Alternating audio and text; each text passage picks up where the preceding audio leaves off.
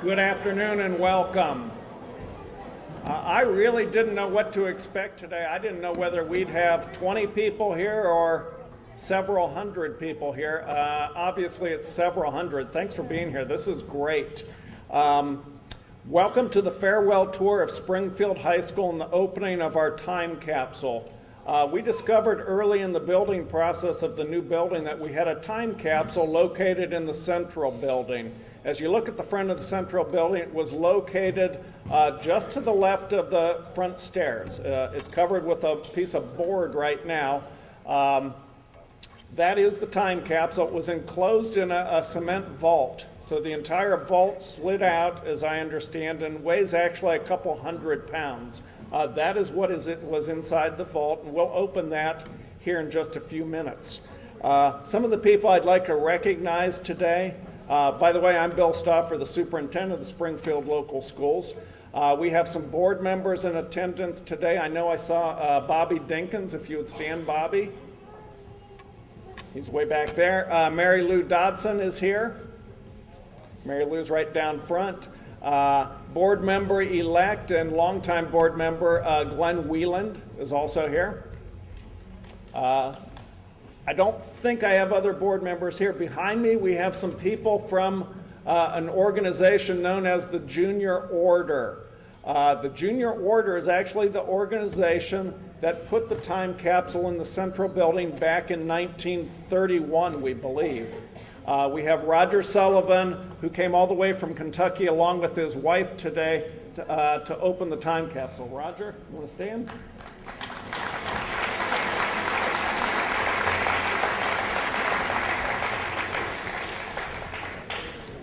I would also like to thank the voters who passed our bond issue to make a new junior high school available to our students. I hope that we'll have just as many of you and possibly more when we dedicate that new building January the 4th. Students will move into the building right after the Christmas holidays. So that dedication ceremony will take place January 4th, we believe. That's tentative right now, but we hope to see everybody there. At this time, would you please stand for the Pledge of Allegiance?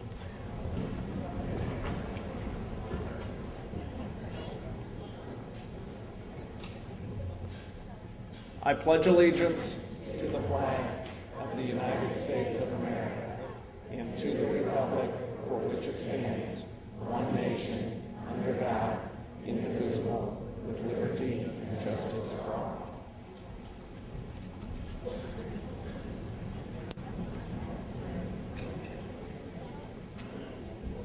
Mrs. Ashley Fraley and the Spartanaires are now going to perform several songs for us, and they're going to conclude with the Alma Mater. Mrs. Fraley, it's all yours.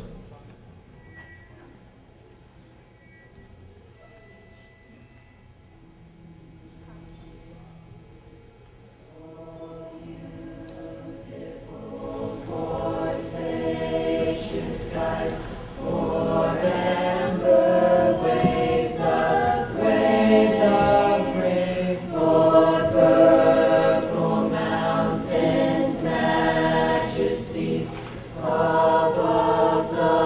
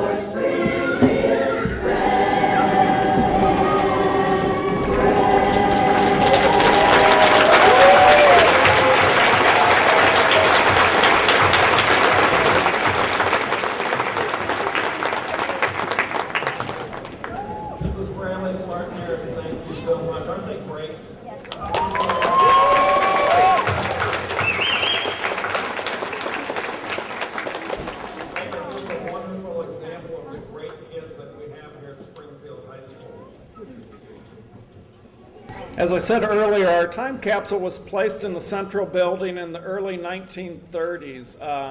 The date on the building says 1931, so I'm guessing it was placed there in 1930 or 31 by an organization known as the Junior Order. It's my privilege to introduce to you Mr. Roger Sullivan, who will tell you a little bit about the Junior Order. Roger?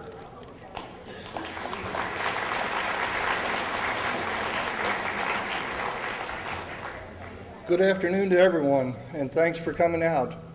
I'm sure that you are as curious as I am as to what's inside that box. When Mr. Stauffer first contacted us, we were really amazed that a time capsule had been placed. And I'm sure that you're wondering who those interesting gentlemen were that placed that time capsule in a school building.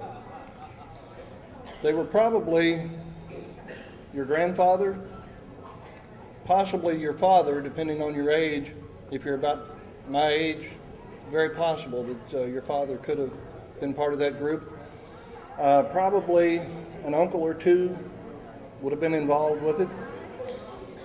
But those men were men of high moral fiber, men of vision, men of compassion, men of concern, and men of conviction. They were men who wanted a better life for their children and for future generations than what they had experienced growing up themselves. And this building is a testament to the desires and the conviction of those men. Our full name of our organization is the Junior Order United American Mechanics. And no, we're not all mechanics. The reason we had that name is because in order to be a member of the Junior Order, you had to be able to work with your hands and your mind. If you just sat back and really didn't want to do anything, you were not part of the organization. It was a secret order. And when I say a secret order, those men who were members, people would see them out in the community. People would know that they were juniors, but people didn't know what the juniors were. And that's how the membership came into being. If you wanted to become a junior member, you had to find a member and really bug the dickens out of him and ask him, what does it take for me to be a member? And he would sit down and talk with you. And if you met the standards, then he would take your application, take it back to the council hall, which is what we call the meeting hall, and share it with the other members. Anybody ever heard of the term of being blackballed? Okay, the Junior Order, when it came time to initiate or to accept a possible new member, they would take a ballot box that was filled with white marbles and a few black marbles. And they would pass it around, and each member had the opportunity to vote on whether or not you would be accepted. And nobody paid attention to what the individual put in the box. But at the end of the night, when they counted, if there was one black marble or one black ball in that box, sorry about your luck, you were out. That's why I say they were men of high moral fiber. Back then, you could not be associated with alcohol or gambling. And back in the 30s, in fact, during the time that this school building was being built, this country was facing a major dilemma, the Great Depression. But these individuals said no. They said, we need to build a school for our children. It was a project of the Junior Order to put a Bible in every school, a flag over every school building. And they really drove home the importance of being an American patriot. And I was making a few notes last night, and I thought, man, if these walls could talk, what would they tell us? Would they tell us about young puppy love, broken hearts? Will they tell us about the joys of accomplishment, about the sorrows of defeat? I know one thing they would tell you. You had a very, very successful athletic program which brought people together for building the community. And some of those students that went to this school probably went on to become junior members. They probably went on to be doctors, lawyers, community leaders, educators themselves, because the junior order wanted the young people of America to have an opportunity for an education. We really strongly supported the public school system, which is a testament as to why we're here today. And I wanted to share with you something I pulled out of our archives, and this is the creed of the junior order.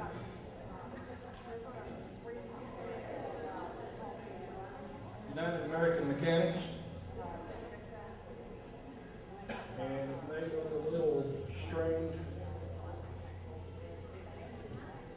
to you, but first of all, we believed in the United States of America, the Constitution, and the institution of American freedom. We believed in maintenance and promotion of the interest of Americans in every realm of life. That was one of the cornerstones of each meeting. As I mentioned earlier, back in the 30s, you had the Depression. When they would start a meeting, the counselor, the president, would start the meeting by, how many of you need a job? Raise your hands. Well, those people in need of a job would raise their hands. And then he would say, how many of you need workers or employees? Raise your hands. He'd go around the room and he'd say, okay, folks, pay attention. After the meeting, I want you to get together, supply a job for an American citizen. We believe in God, the practice of true patriotism, good citizenship, strong loyalty to country and to the principles and ideals upon which the junior order was founded. We believe in upholding the American free public school system, and we still do to this day. We believe, and this was back in the 30s, but it still holds true. We believe in combating atheism, communism, crime, and lawlessness. And you can turn on the news any night and see what crime is taking place, but we still oppose that. We believe in freedom, truth, honor, equality, and justice for which our founding fathers and the American patriots suffered and sacrificed and died for. And we believe that the retention of our national policy of restricting immigration, and we believe that that is vital to the future of America. And it's not, I don't say that to discredit anybody, because I work with folks from all around the world with my job. And yes, they are naturalized citizens. They've come to this country correctly. And I shake their hand and I tell them, you are my brother, you are my sister.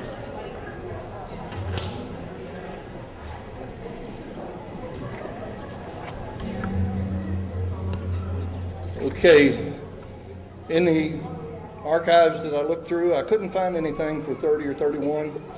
The closest that I could get was 1934.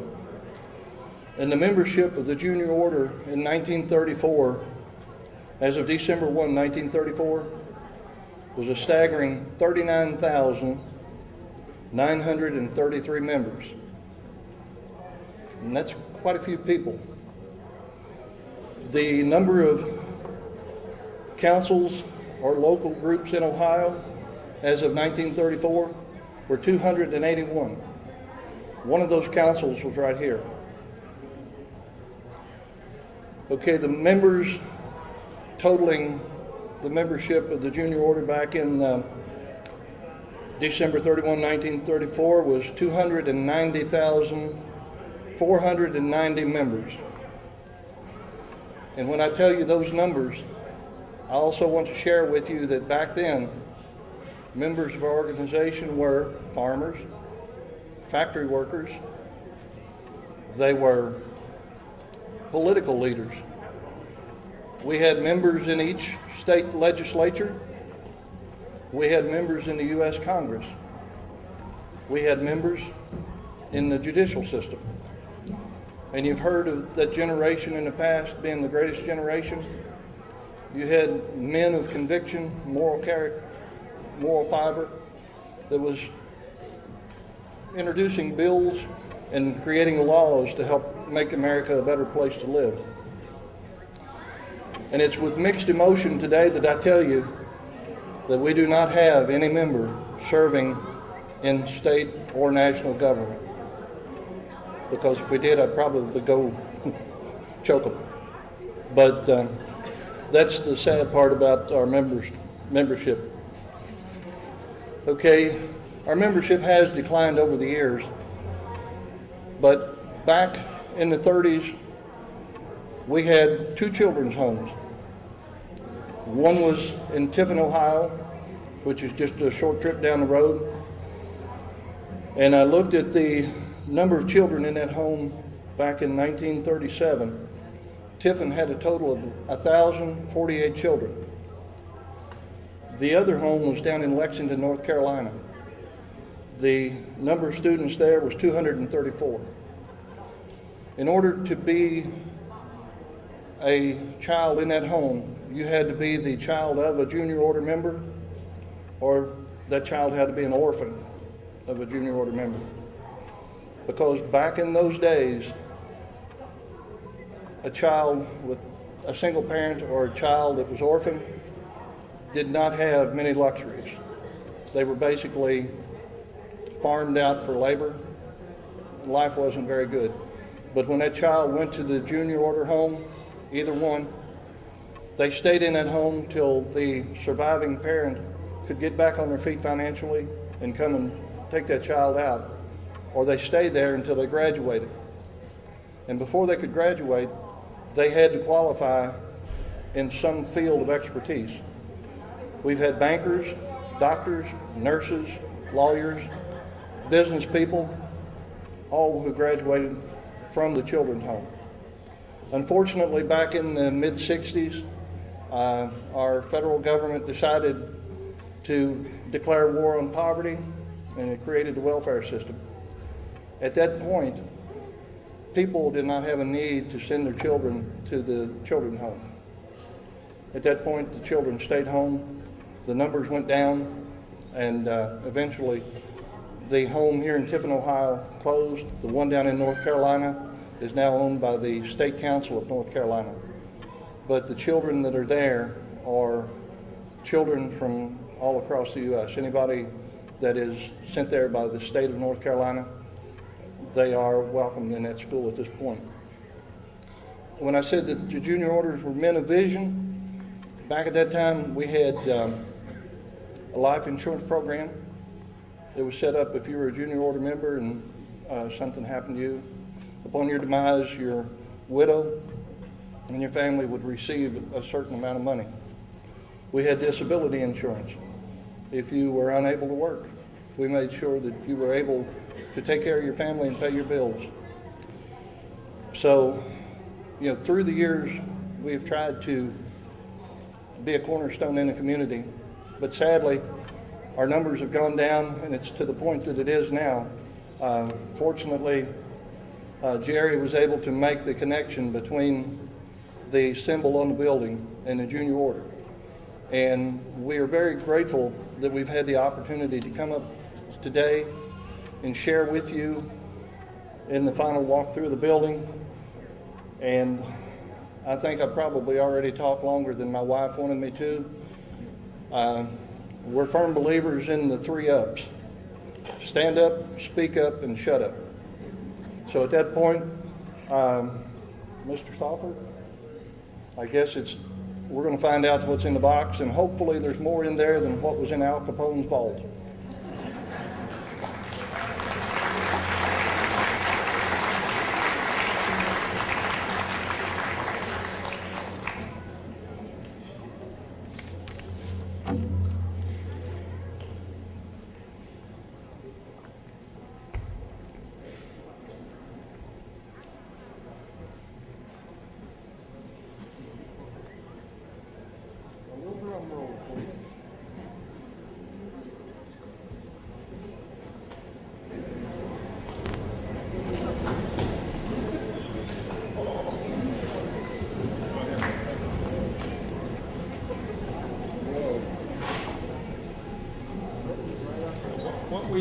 what we see in here looks like lots of paper documents, but they are literally disintegrating, most of them. They're very, very fragile. We will take them out then. You can definitely see some writing on them.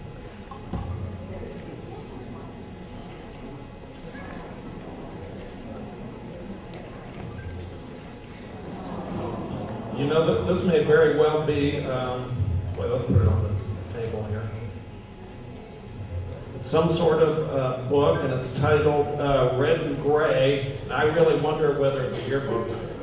No, that's the little red book. Yes. I was hoping you And you want to describe what the little red book is? Oh, I can't even start to tell. We have reference to the Little Red Book in some of our past material at home, and we were hoping to be able to see the Little Red Book, to see what was in the Little Red Book. But some of the other items are a newspaper from probably back in the 30s, possibly an application to join the junior order. You have some sort of ribbon that was tied around some of the documents.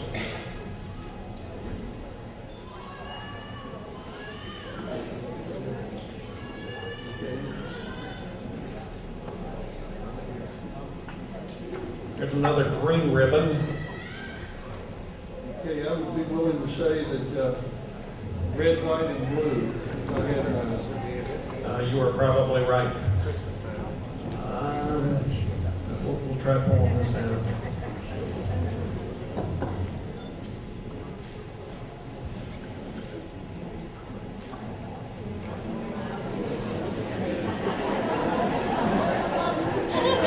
This, believe it or not, is an Akron Beacon Journal.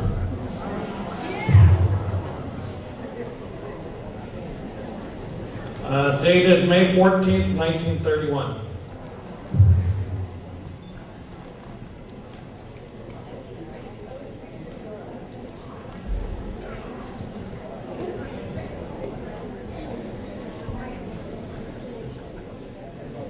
And this one is a copy of the Akron Times Press from Saturday, May 16, 1931.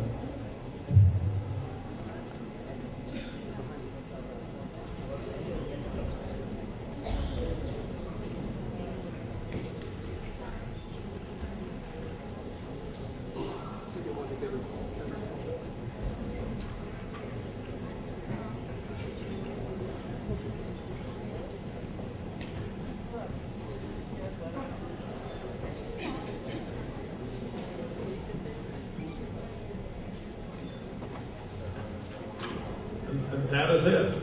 There's nothing else in here. We have the little red book and two newspapers from 1931. And it's interesting to see the headlines. The Beacon Journal says draft state income tax bills.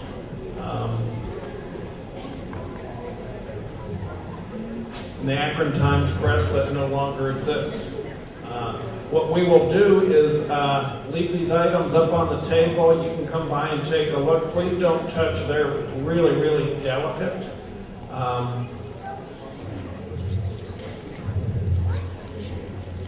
But it's interesting to see these newspapers survive. The ones that were on the bottom were definitely in better shape than the ones on the top. The Akron Times has an article referring to the Kentucky Derby, so we're representing that.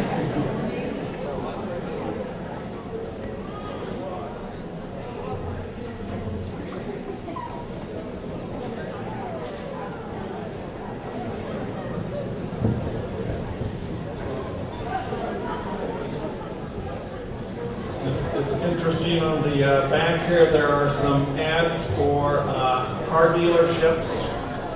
Here's a 1930 Chevrolet Sports Coupe, $450. Interesting stuff.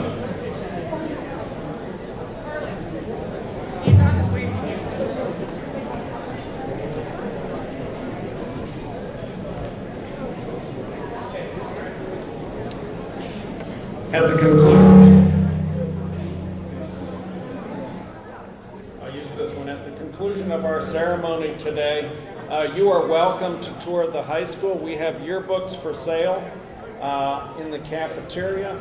I'm going to turn the microphone over to Mrs. Frola, who will give you directions. Once again, thank you for being here. Thank you for supporting our bond issue. We hope to see you January 4th when we dedicate the new building. It is beautiful. Mrs. Frola. Yeah, I'll just give you a moment to answer some of the questions that have been asked in there. One person has the question, others might.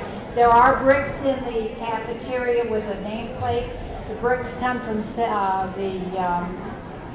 first tear down of the addition. The yearbooks are there, and I was asked what happens.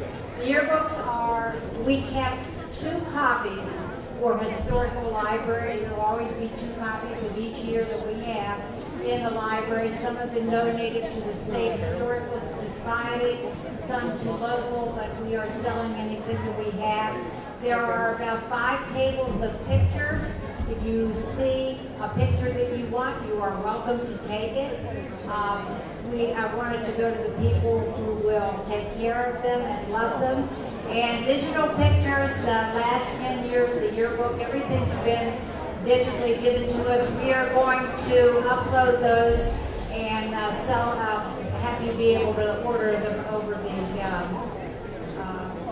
internet. So watch for that order. Thank you so much for your attention to the building today.